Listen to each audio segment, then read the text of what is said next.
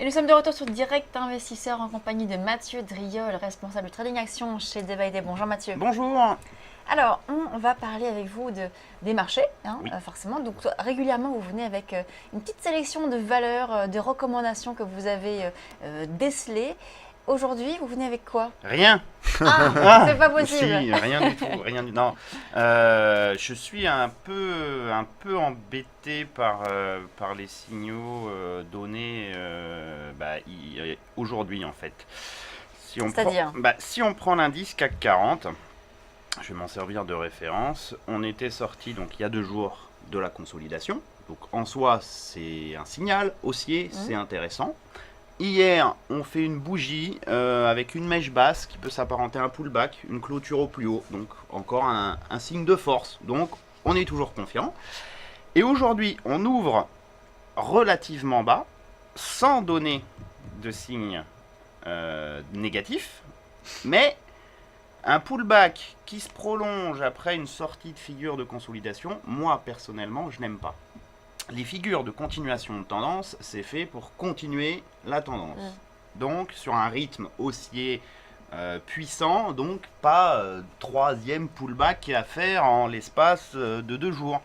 Et multiplier comme ça des pullbacks, c'est pour moi, on va dire, un signal précurseur m'indiquant attention, il y a peut-être quelque chose qui se passe pas comme tu l'as dessiné. On sort peut-être pas de consolidation. Si on regarde le graphique ici du CAC 40, on voit bien cette expulsion, cette sortie de consolidation avec ce gap. Et derrière, ça patine. Ça patine vraiment. On n'a pas donné de signe de faiblesse. Pourquoi? Parce que déjà, on n'a pas réintégré la figure. Vous le voyez qu'on a fait cette petite mèche ce matin sur la zone, entre guillemets, qu'on avait franchie, qui nous avait permis de donner le signal haussier.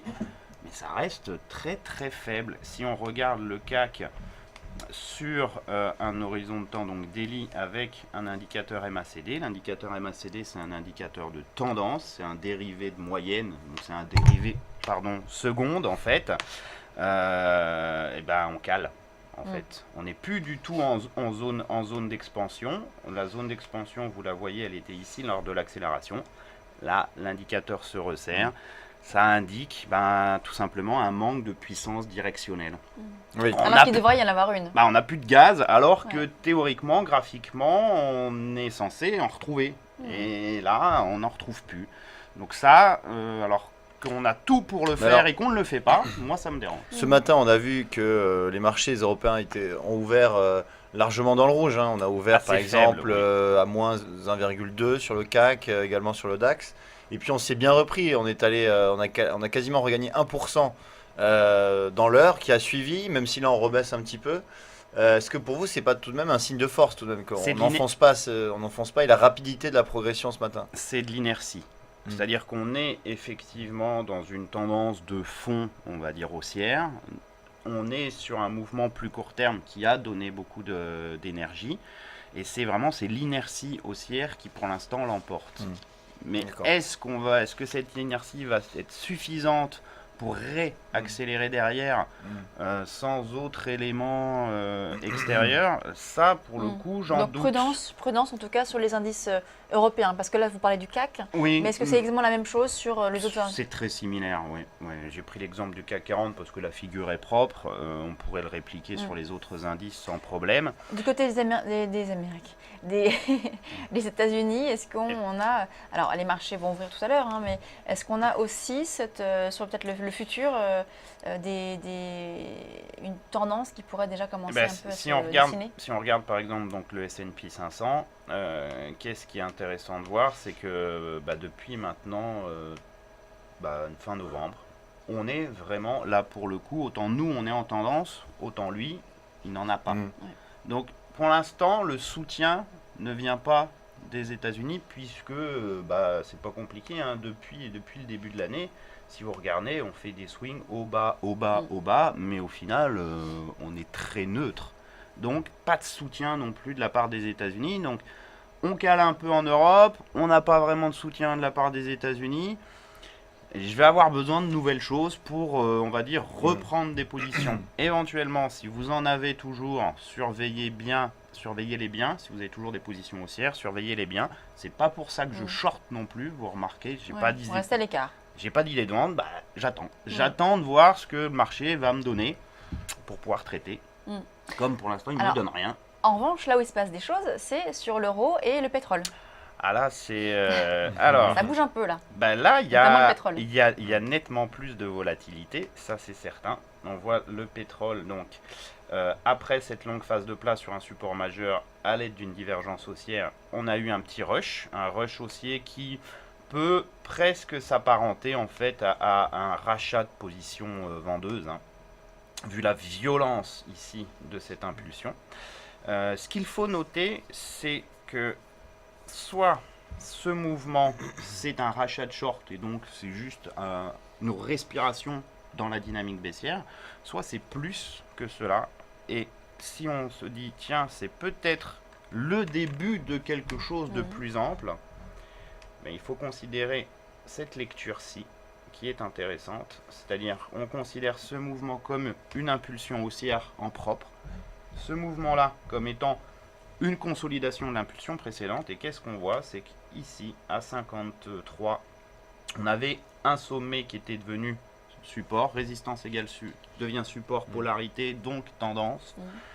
On a fait pile poil le niveau, c'est quasiment 50% de retracement. Donc potentiellement, en termes de trading pur pour le coup, acheter ces niveaux-là avec un stop, on va dire, sous cette petite mèche, sous 52-60, c'est en termes de rendement risque, donc c'est plus pur trading, c'est pas forcément des convictions, mais c'est du pur trading. En termes de rendement risque, vous risquez voilà, 1,50$ pour gagner, retourner au moins à 59 pour en gagner 5, 6, 8. C'est intéressant. On a vu qu'on a bien rebondi sur le niveau que vous venez d'indiquer, sur les 53, à peu près $53. On a bien rebondi sur le Brent. Là. Oui, ça pourrait être déjà les prémices d'un retour de la hausse. Vous l'aurez en fait, vous l'aurez la confirmation au-dessus de 55, au-dessus de ce petit dernier sommet dans cette dynamique. Parce que lorsqu'on franchit un sommet descendant, c'est qu'on annule la dynamique en cours. Et donc ici, de baissière, elle repasserait haussière. Et sur l'euro ? Alors l'euro, l'euro a pas mal réagi aux annonces de la BCE. Voilà, on est alors là toujours, c'est un petit peu comme sur le pétrole, mais en moins violent, c'est-à-dire qu'on a cette très longue dynamique baissière qui dure depuis des semaines, qui s'est nettement accélérée.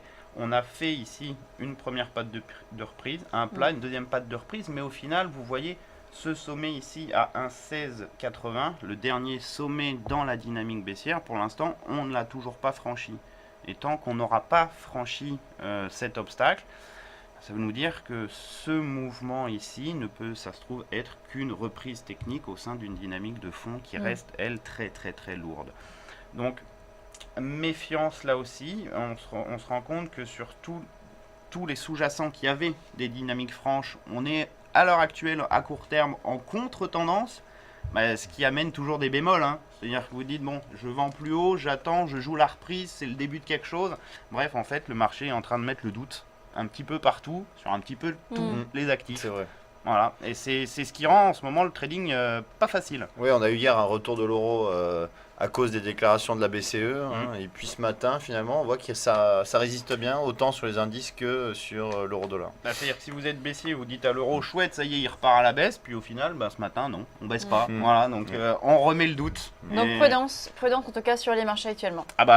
Quand c'est comme ça, moi je conseille, si vous avez des pauses, éventuellement tenez-les, protégez-vous avec des stops un peu plus serrés. Et puis sinon, c'est pas le moment de traiter, on va attendre que le marché nous donne des signaux clairs. Merci beaucoup Mathieu Driol, donc responsable de Trading Action chez Day by Day. On marque une courte pause et on se retrouve tout de suite pour la suite de Direct Investisseur.